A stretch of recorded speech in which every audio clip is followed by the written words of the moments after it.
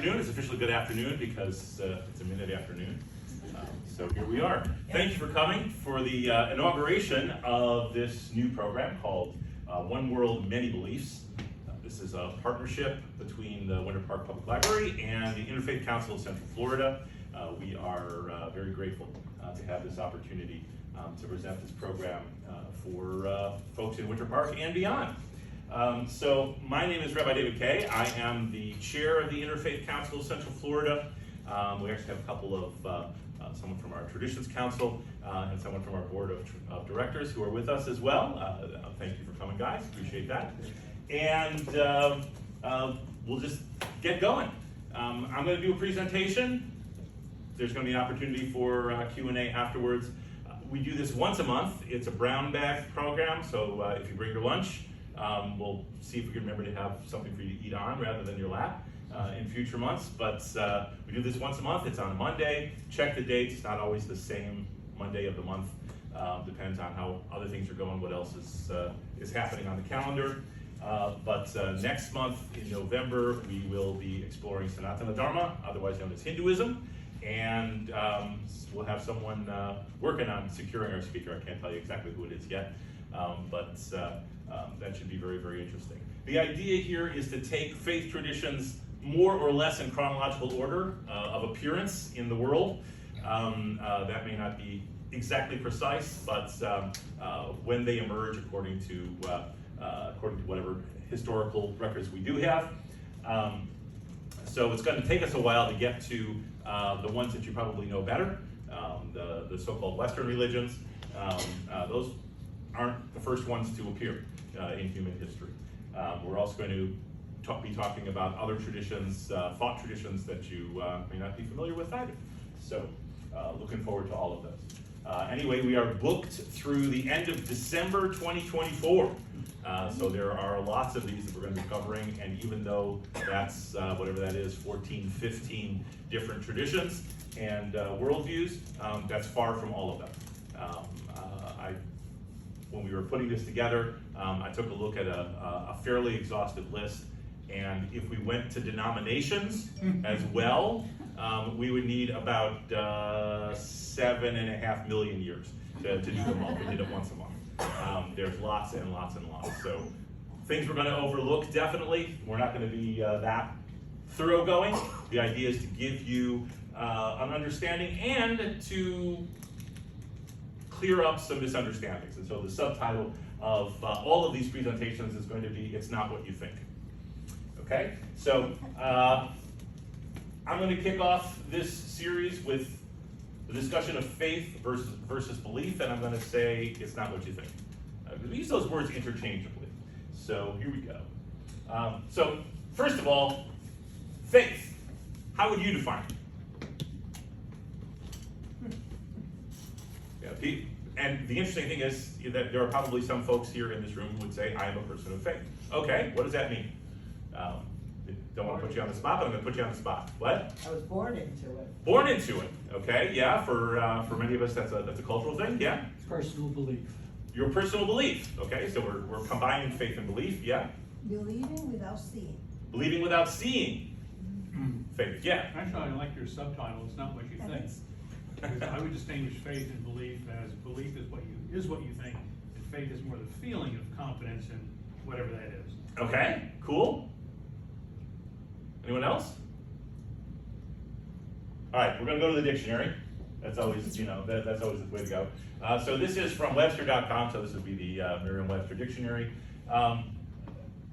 First definition is allegiance to duty or a person. In other words, loyalty. So the first synonym that Webster uses anyway for faith is not belief, it's loyalty.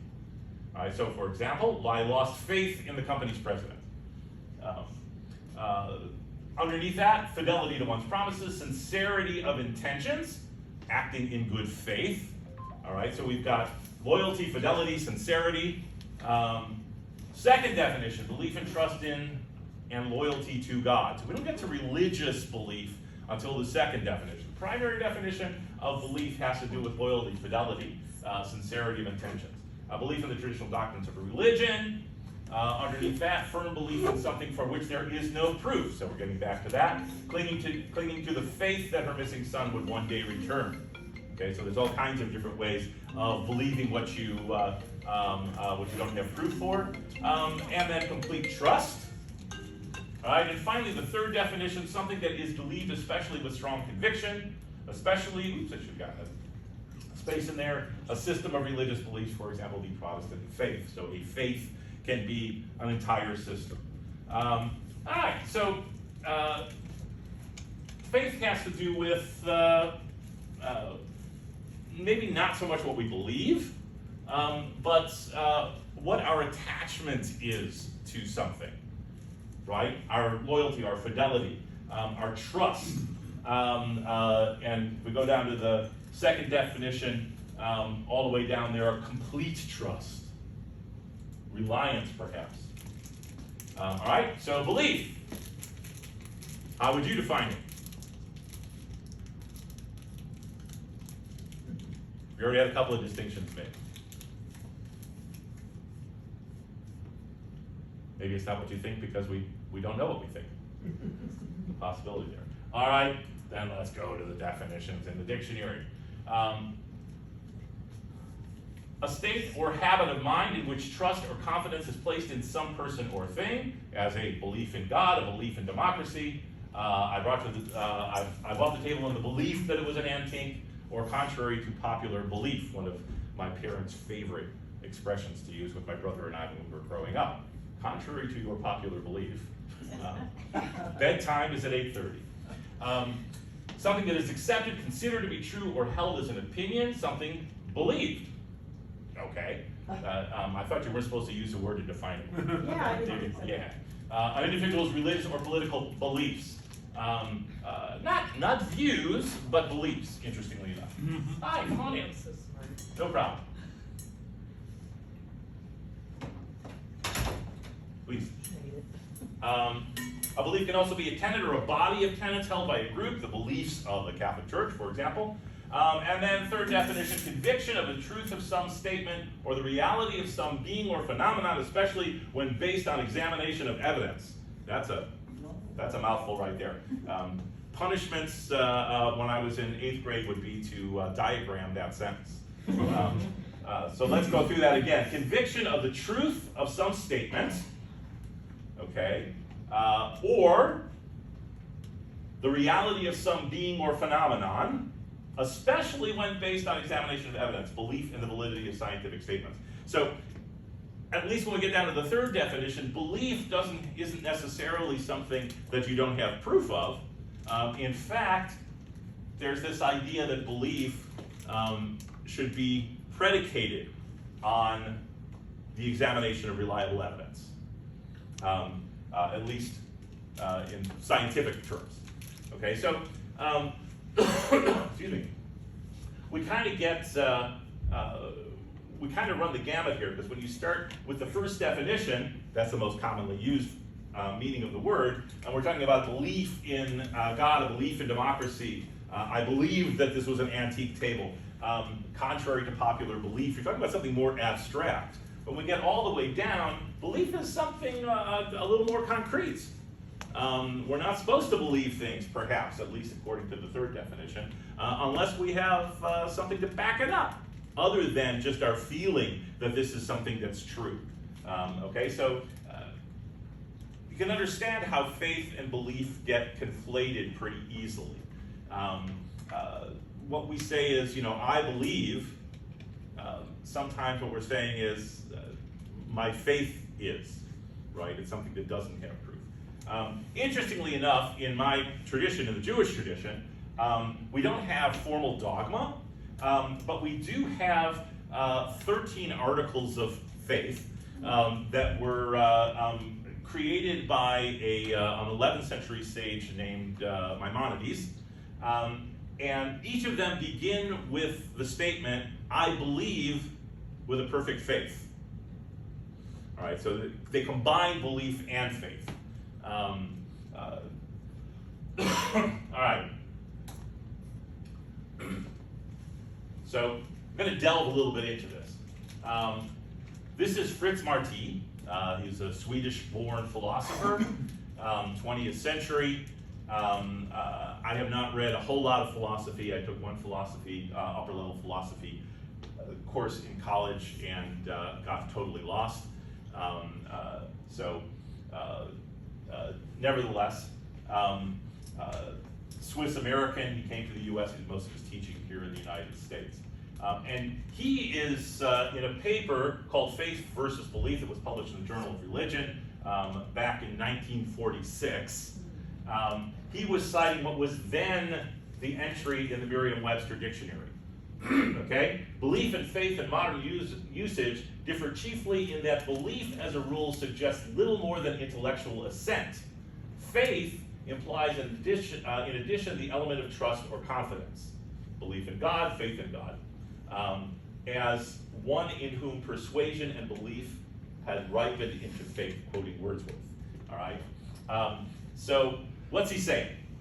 Anybody want to unpack that a little bit? Yes, sir. Well, he's certainly not talking about believing something to be true. He's talking about a belief as a noun versus the more philosophical look at the use of the word believing. So I noticed that right away. Okay. Yeah. Anything else? He's sort of using belief as a state of being, right?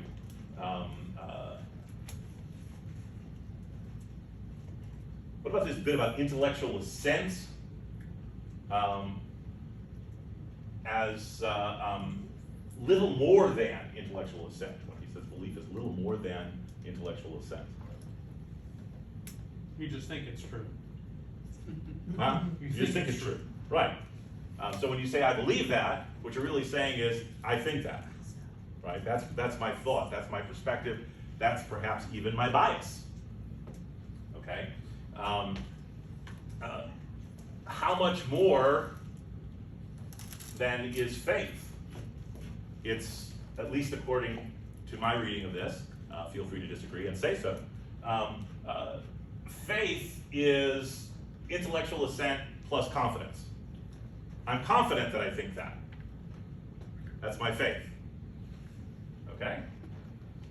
We're going to challenge you here, right? Remember the subtitle is not what you think, or what you believe. Maybe, I don't know what you think. So this is now Fritz Marty's words, okay? Faith is much more basic than the rationalizations of it in beliefs, creeds, dogmas, words. The easygoing identity established as a rule between a man of faith and a believer not only ignores the existence of men of faith who are not believers, but is detrimental to the profundity and solidity of faith itself. Faith taken out of its depth and held in the surface fluctuations of beliefs is likely to lose its flavor. Okay, again, that's pretty flowery language, so we need to unpack that a little bit. So he's saying faith is more than the rationalizations of it in beliefs. What does that mean? Much more. Yeah. Maybe what he means there, more than the rationalizations, is that in faith you see the overall structure, the how everything is interconnected, how you feel more confidence in it. Okay. Others? So I'm thinking here that what he's, and go to the rest of this, and this is, I edited this down. This was an incredibly long sentence, believe it or not. It's the next part. The easygoing identity established between a man of faith and a believer. In other words, we tend to say, this person is a person of faith, therefore they are a believer. But he says, this not only ignores the existence of men of faith who are not believers. You can be a person of faith and not believe. But it's detrimental to the profundity and solidity of faith itself. All right, so he may or may not be talking about religious faith here, right? He's talking about faith in general. Faith is belief, which is intellectual assent, plus confidence in this intellectual assent. taken out of its depth and held in the surface fluctuations of beliefs, it's likely to lose its flavor. What about that? Surface fluctuations of beliefs. I love that phrase for several different reasons. I love it for theological reasons, and I love it for scientific reasons. What does that tell you? What are fluctuations? Changes, right? Things that move, that shift their focus, that ebb and flow. He's saying, I think, that belief is something that is fluid, very fluid, or should be. Because in an ever-changing universe, you should be ever-changing your perspective. Otherwise, you're missing a lot, or you're ignoring a lot. Other thoughts? Yes, sir. Is he saying continue to believe in the face of evidence to the contrary? Otherwise, you will no longer be faithful.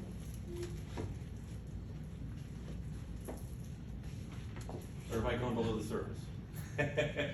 I was taking that, I highlighted that last bit because I was taking that to believe that when he says it's likely to lose its flavor, is that that he's talking about Flat Earth. yeah, kind of. That if you just sort of remove the concept of faith from, or the opposite actually, that if you tie the concept of faith solely to belief, that faith is something that goes above and beyond belief, all right, in some way or another. Now, for many people, religious belief or religious faith, yes, does exactly that. It says, I don't care what's happening in the world. This is my faith, and I'm sticking to it. And even though there's evidence to the contrary in the world, it doesn't move me. Then there are folks who would say, stuff goes on in the world, and I am going to be in the world, but not of the world. I live in this, but I maintain my focus. I maintain my direction. I maintain my path, despite the fact that all of this is going on around me, because this is all going to go on around me no matter what. And so I don't want those to be distractions, depending on what perspective you take. Either there are things that you just sort of say that's what life is, and you accept it, or you say I don't have to react to that in a negative way, or I can rise above it, or whatever. That's kind of what I'm getting out of it. So one other perspective on faith and belief, and this is one. Always admit your biases up front. This is one that informs my perspective. This is Rabbi Dr. Abraham Joshua Heschel of blessed memory, who taught at the Jewish Theological Seminary of America, which is where I went to rabbinical school, but he taught there long before I was ever there. And Heschel makes a distinction between belief and faith this way. He says belief is subscribing to a proposition. Okay. So pretty much kinda what we were just talking about, right? This is an intellectual assent. That's belief. Faith, he says, is reaching or striving for something higher or deeper. Now you can apply this to religious belief and faith. You can apply this to any kind of belief or faith, to scientific belief and scientific faith, right? If I have faith in science, then I see science as reaching for something that's higher or deeper than what we know right now. I have faith that science can eventually, whatever, a very modernist way of looking at things, by the way. Eventually science will solve all of our problems, right? Whilst creating new problems that later science will then be able to solve for us.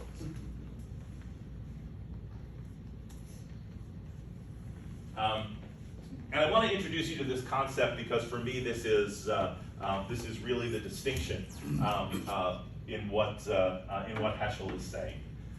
Heschel has this idea of radical amazement. Okay, in theological terms, because he was a philosopher and a theologian, in theological terms he would say this is finding the sacred in the ordinary, that the sacred is everywhere, and you just need to find it. So you literally need to look under that rock and find the bugs. Anyone who has raised a child, toddlers are inherently the masters of radical amazement. Everything is just fantastically amazing to them. My favorite story from our own child, when we were moving back to New York City for me to continue my rabbinical studies. He was not quite 2 years old, and we were stuck in this one-room apartment, basically one-bedroom apartment. A toddler, 2 adults, 2 cats, and a dog. It was not a fun year at home. Mostly it was me studying and my wife working and the family amassing debt. That was pretty much what happened that year. The next year, the 2-bedroom apartment across the hall opened up. And so we moved, so we had to like throw everything into boxes and just sort of drag it across the hall into this slightly larger apartment, not much larger, but it did have what counted as a second bedroom. So we're unpacking all this stuff that we had thrown in the box. By this time our son is about 2.5, and he digs down to the bottom of the box, and there is a highlighter, you know, the yellow thing that you highlight with, that I had probably still had sitting in that box since college. And it was shrink wrapped onto cardboard. And the shrink wrap was all tacky and sticky, and the cardboard was all faded, and it had been there for years. And we were about to throw it away, and our son said, "Can I have that?" We're like, "Sure, why not? I mean, you know, one person's trash is another person's treasure, right?" So we hand it to him, and his face lights up, and he tears it open. And as he's tearing it open, for the first time spontaneously, he recites the Hebrew blessing for when you get something new. All right? That is radical amazement. In the theological and the philosophical sense, that is radical amazement.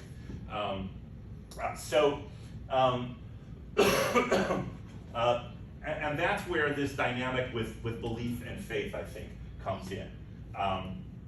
If you believe something, that's the baseline, right? That's the ordinary. But faith is something that elevates the ordinary, in your perspective, elevates the ordinary to the extraordinary, or you perceive the extraordinary in the ordinary. Okay, this is not unique, by the way, to my tradition. You can find this in virtually every tradition, every philosophy, every worldview.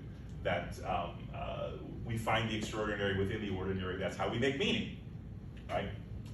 All right. This is my teacher, Dr. David Kramer, from the Jewish Theological Seminary of America.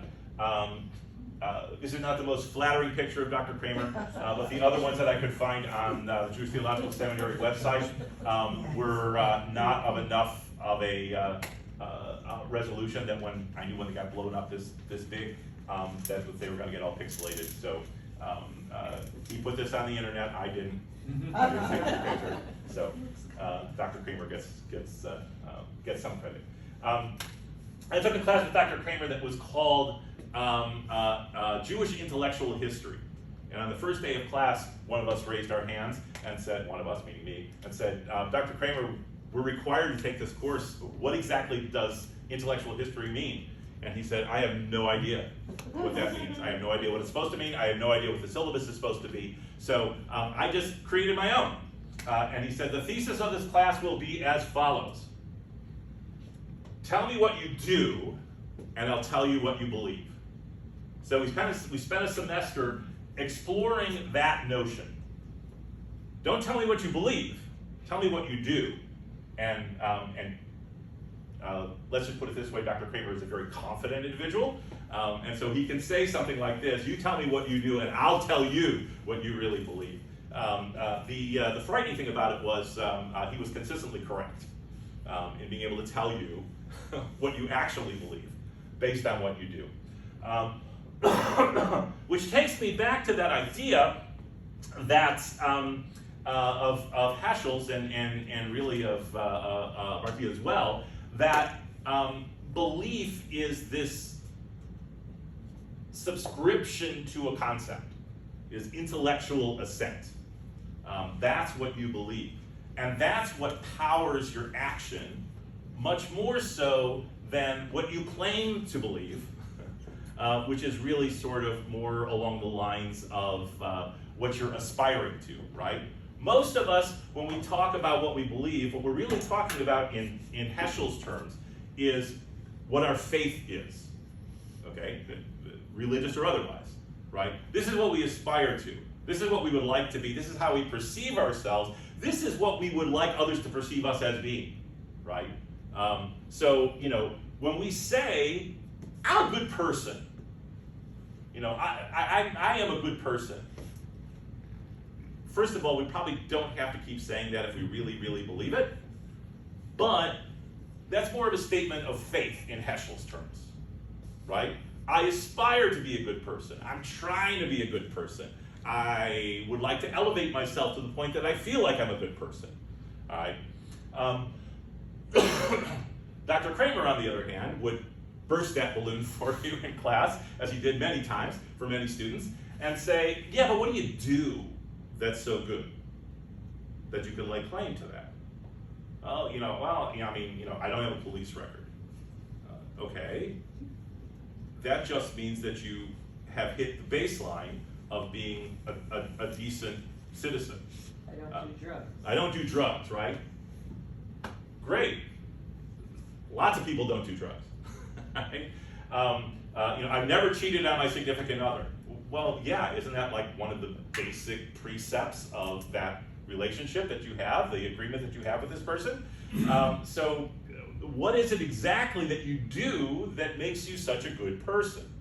What you're really telling me, Dr. Kramer would say, and did say, what you're really telling me is you're not a bad person.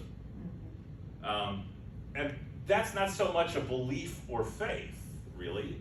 That's a denial of ever having done anything seriously wrong, right? And if you have done something wrong, what do you usually say, right? Look, everybody makes mistakes. We're all human. Yeah, also true, okay? But what are you really communicating by what you do? Okay? So I want to put this in the context of religious faith / belief. Okay, and this was really this is from 2008. This is from the Pew Research Center. Terrific information that you can get from the Pew Foundation on attitudes, political, what's happening in the world, what people think about various and sundry things, and particularly the area of religion. Pew has been very important in kind of tracking beliefs. So this is 2008. This is 15 years ago. I have some more recent stuff, but there's not a side-by-side, unfortunately. They've had to alter the way that they chart out their information because people weren't paying attention to it. So they have sort of simplified things a little bit more. But this is a belief question, and asking people about their belief in God. Okay. And so this is what percentage answered yes, I believe in God or some sort of universal spirit or higher power or whatever. All right. And not surprisingly, people who subscribe to religious traditions or faith traditions of some kind overwhelmingly say they do. Okay. But take a look at the breakdown of certainty, right? not quite as certain. A lot who say they're absolutely certain. If we go down to the bottom, if you can see all the way down, people who are not affiliated with any faith tradition, still pretty high. Then we have atheist, agnostic, secular unaffiliated, and religious unaffiliated. Interestingly enough, for those who are engaged in religious faith traditions, 94% total net believe in God who are consider themselves religious but aren't affiliated with any religion at all. So people aren't necessarily leaving faith traditions because they don't believe in God, folks. Pay attention if you're part of an organized religion. I was sort of fascinated that a net 21% of people identified as atheists are absolutely certain or fairly certain or not certain, but don't not believe in God. That was an interesting glitch in the data, and I would really like to dig into that a lot deeper. What's more notable is the word agnostic means lacking a belief in Right. God, and more people lacking a belief in God believe in God. Right. So there's definitely a definition problem in the groups, Absolutely. Yes. of which I am a part of. So Yeah. we'll work on that. Yeah. Clear that up for us, will you, Dan? Get back to me next week. Fix that. And that is really, and that's worth noting, by the way, if we're going to talk about religious belief. I have spoken with a number of people from within my own community who have met with me, and they said, Rabbi, I'm an atheist, and I was like, all right, cool. That by the way, that doesn't make you not a Jew, but that's a whole other thing. I said, but so tell me about it. And fairly consistently, the answer was, I just can't believe that there's a man in a long white robe and a long white beard sitting in a chair in the sky who's watching everything I do. And I said, you know what? I must be an atheist too, because I can't believe that either. Let's talk about what it is that you don't believe. All right. So yeah, there could be some real confusion on terminology. So I did pick up some more recent data. Now this is from 2018, so this is 10 years later. All right. 1/3 of U.S. adults believe in a higher power of some kind, but not in God as described in the Bible. Okay, so that doesn't mean that. So, do you believe in God? 80%, by the way. That's a drop, right, from the 2008 data, which a lot of reasons for that, including sampling and how they parsed out the question, and that 21% of atheists who said they believe in God. But the interesting thing is that the majority who say they do believe in God don't necessarily believe in a scriptural deity, which is also something, if you're part of a faith tradition, a religious denomination, take note, because if only 1/3 of adults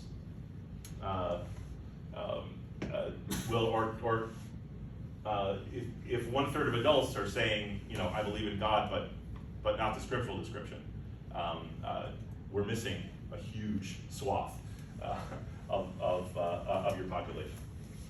All right, and we have this breakdown by we're talking about religious nuns. So not N-U-N, but N-O-N-E, right?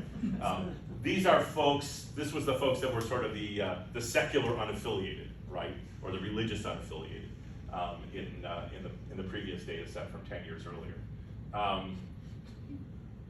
So very interesting to me that in my own tradition, 1/3 are like, yeah, just as described in the sacred text, but over half are like, yeah, but not that, not as described in the sacred text. And about the same percentage as people who don't consider themselves religious, or would say, I'm not religious, but I'm spiritual.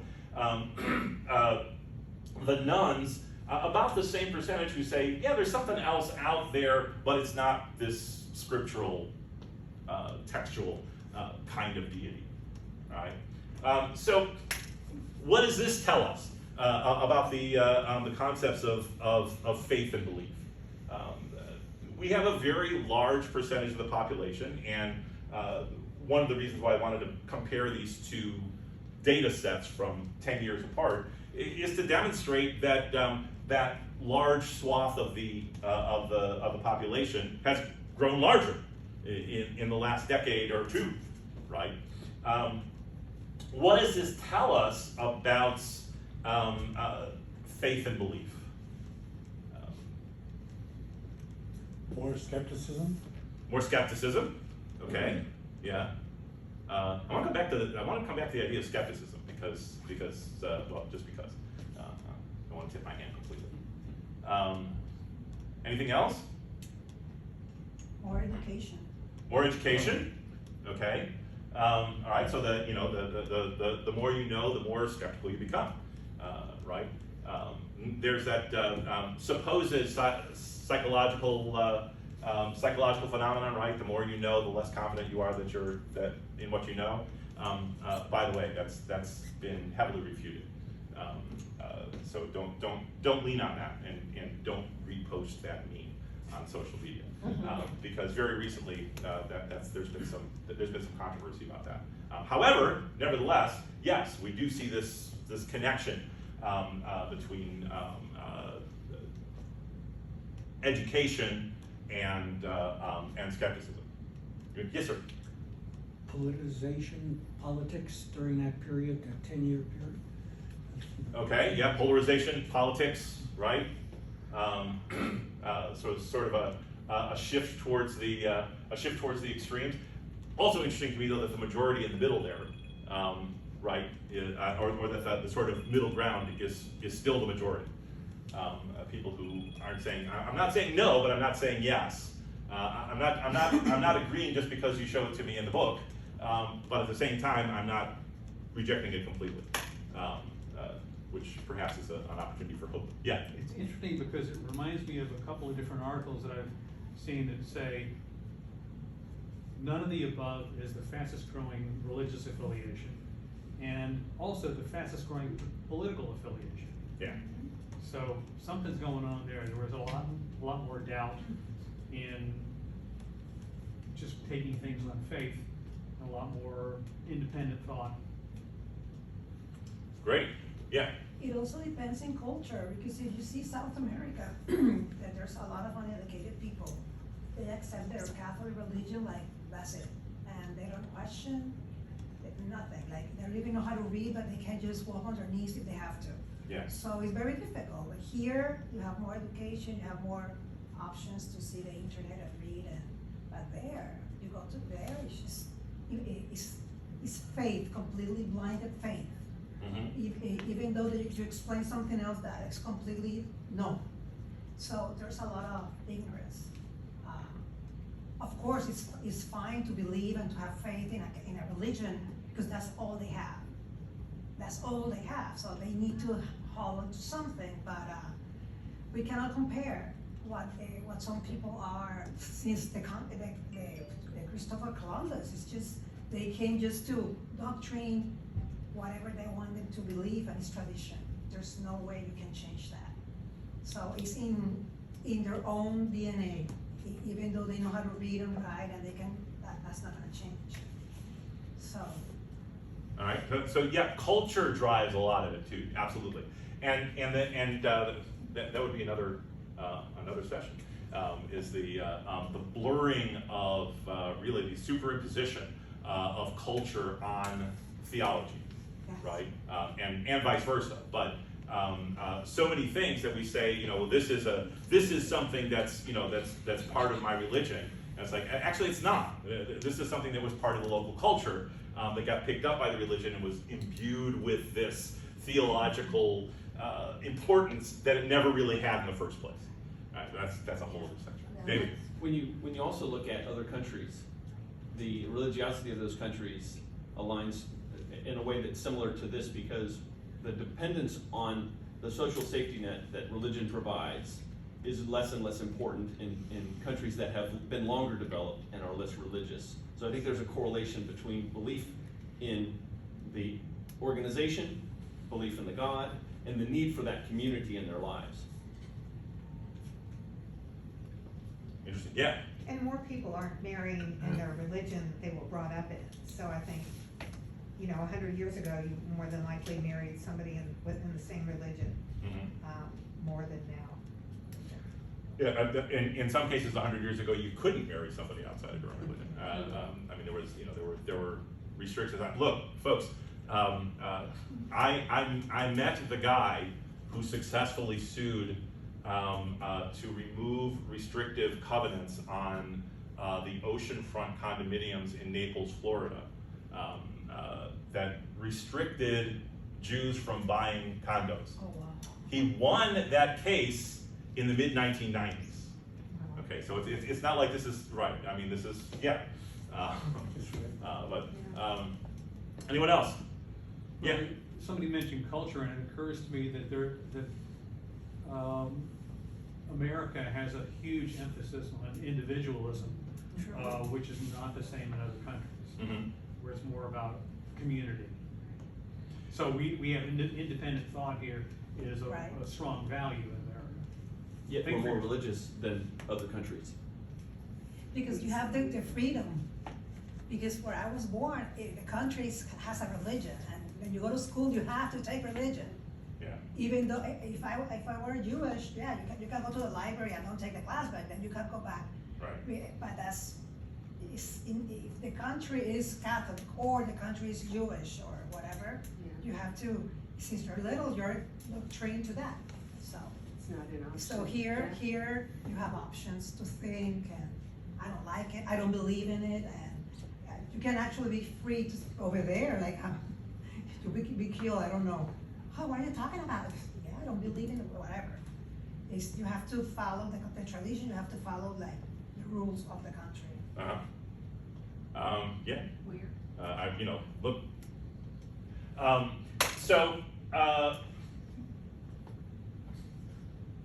I want to reframe just a little bit in that contrast between definitions of faith and belief. And this is a real challenge, by the way. Do a brief commercial here. This is a real challenge within the Interfaith Council of Central Florida, because we have people from very different perspectives, cultural, theological, religious, philosophical, worldview, whatever. And we can certainly find common ground. That's not so difficult. But we also have to be able to work those differences and acknowledge them. And how do we do that if we don't have some common language? And so one of the reasons why I wanted to do this introductory one, I wanted to use this topic and I wanted to be the presenter, is because I think that the distinction between belief and faith, both of those have sort of been assigned in popular culture to religion, right? Belief is about belief in God. Faith is about faith in God. I don't think so, not exclusively.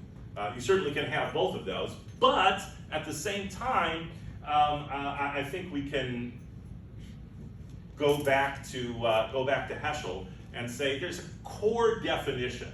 Remember, even the dictionary definitions didn't start with theology, right? The core definitions the core definitions in the dictionary started with more conceptual kind of stuff, right? So Heschel's saying that belief is subscribing to a proposition, that faith is reaching beyond where you are right now, higher, farther, deeper, whatever you want, whichever direction you need to go. I think that's a great place to start, and I think it's a great place to start to understand any tradition or worldview in a more objective way. And that brings me back to Stoic Dan's point about skepticism. Does this show increasing skepticism? Good science is skeptical.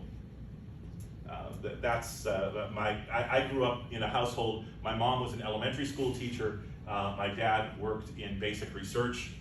So I was kind of steeped in the scientific method, and had to back stuff up when I said it.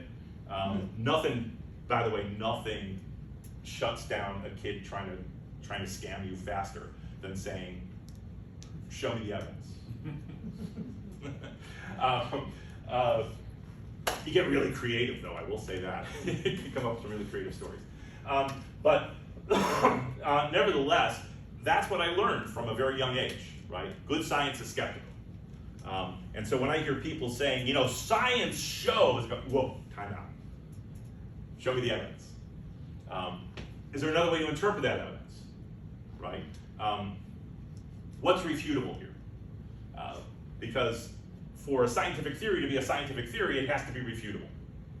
I have to be able to have another way of interpreting that evidence. It may not be the generally accepted way, but there has to be another way.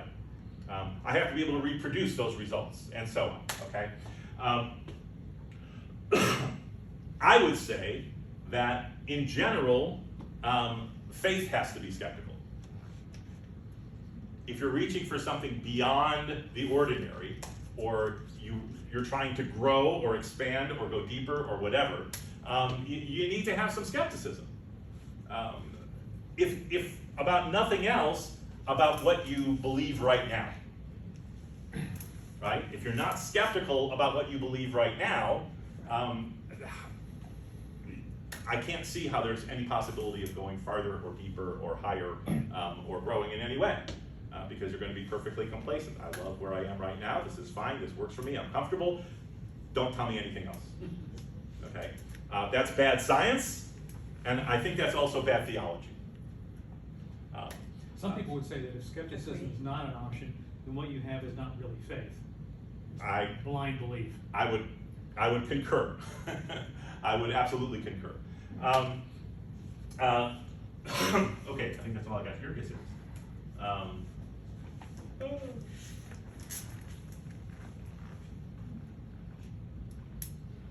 All right. We do have a little bit of time left, and this is where we would go for any questions or any thoughts or any comments or any conversation. Yes, ma'am. Tell me more about the interdisciplinary. Interfaith Council? Yeah, thank you. I would love to do that. Absolutely. The Interfaith Council of Central Florida has had a couple of incarnations over the years. We've had that name now for probably 20 years. It started out as a local chapter of the National Conference for Community and Justice. The National Conference of Christians and Jews became National Conference for Community and Justice, and is now has been the Interfaith Council of Central Florida. Our mission statement is to embrace irreconcilable differences and cultivate shared values to reveal our best selves as individuals in the community. We have representation from 8 major world faith traditions and from the free thought community. We don't represent all denominations. Some denominations will not sit at the table with other denominations, and so they're not represented. Excuse me. We've kind of been one of the better kept secrets. We're sort of known in the community in general, but because a lot of the folks who are involved are faith leaders who kind of subscribe to the idea that humility and deferring the spotlight to others is the way that you do things. Then our name isn't quite as well known as it should be. We're trying to fix that. Not by not being humble, but just by being out there a little bit more. Probably the best known thing that we do each year is there's an interfaith multicultural celebration of the life and legacy of the Reverend Dr. Martin Luther King Jr. That we do with the city of Orlando on the Sunday prior to MLK weekend that we do downtown, bringing all the faith traditions together and folks from different cultural backgrounds as well. We work collaboratively with, we have this wonderful relationship with Winter Park Library now, but with other organizations, the Global Peace Film Festival, and we just sponsored a screening World Orlando, which is the local facilitator for the U.S. Department of State's International Visitor Leadership Program. We met with visiting leaders from all over the world who are coming to Orlando, with the Peace and Justice Institutes, Valencia College, Seminole State, stuff like that. So we're out there doing stuff. Keep an eye out for us, and you can sign up for our email newsletter if you go to interfaithfl.org and sign up for the newsletter. Happy to do so. Yes, ma'am. Yeah, I have a question. The council, other than MLK Remembrance and Celebration, do you have a definitive committee or a definitive space for diversity, equity, and inclusion programs, or to have outreach, or to bring those in? Where do you stand with that? Our focus is primarily on interfaith, faith using Hatchell's definition, but yes, traditional faith tradition, the recognized faith traditions, as well as worldviews. We don't do any kind of advocacy at the moment, anyway.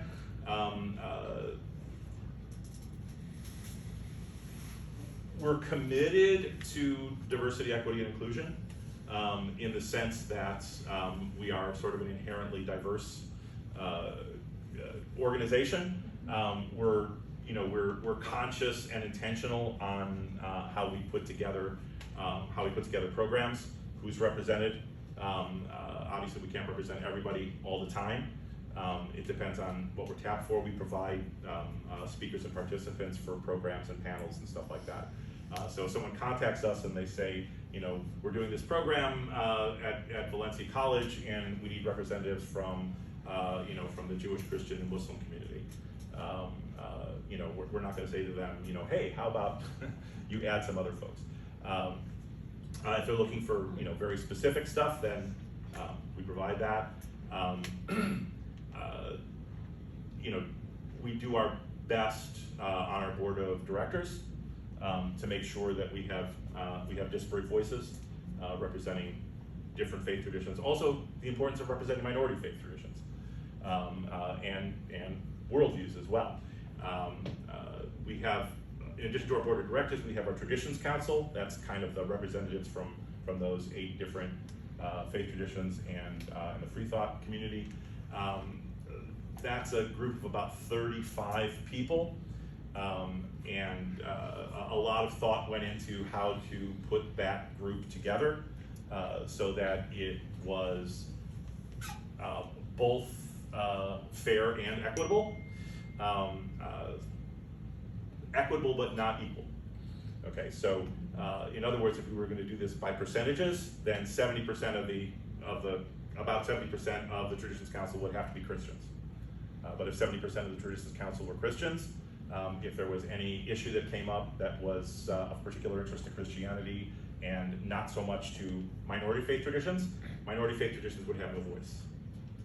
So the way the Traditions Council is set, the largest number of representatives are from Christianity, but Christians aren't the majority on the Traditions Council. Okay, so that gives minority traditions and minority worldviews a much stronger voice. So that's what we're on. Thank you. Yes? What did you say your next topic is? The next topic is Sanatana Dharma, otherwise known as Hinduism. Rule number 1 in interfaith dialogue is don't speak for another tradition. So I will only say this. Before British colonialism, the spiritual tradition in India was never called Hindu. We gave them that name because it was people who lived on the other side of the Hindu Kush River.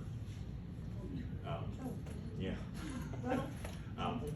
However, the community has adopted it And it's not an insult, except for there's some segments of the community that are kind of militant about saying it's not Hindu. But the agency, the place that you can go and learn about Hinduism from Hindus is called Hindu University. So, yes, sir. Just a quick acknowledgement of my mistake when you were pointing out the interest of atheists being believers. I was referring to agnosticism, and you were correctly referring to atheism, so I had inverted the belief and the non-belief, so just wanted to make sure that was on the record. Thank you. Thank you, sir. You pointed out the more interesting part of that. Yes. Yes, I going through rabbinical school, the word gnosis got used so much. So much. Anyone else? Okay, then I want to thank everyone for spending this lunch hour with us, even if you didn't have lunch. Go have fun now. And please do join us November 13th. I think that's the next one, for Sanatana Dharma / Hinduism. And every month thereafter until at least until December of 2024. And I think the two coming up after that, if we can get a speaker, still working really, really hard on that. We're reaching out to the Zoroastrian community and to the Jain community. Two traditions that you may have heard of Zoroastrianism, you may not have heard of Jainism, but these are two communities that are been around for a long, long time, and are represented here in Central Florida. So, thank you very much.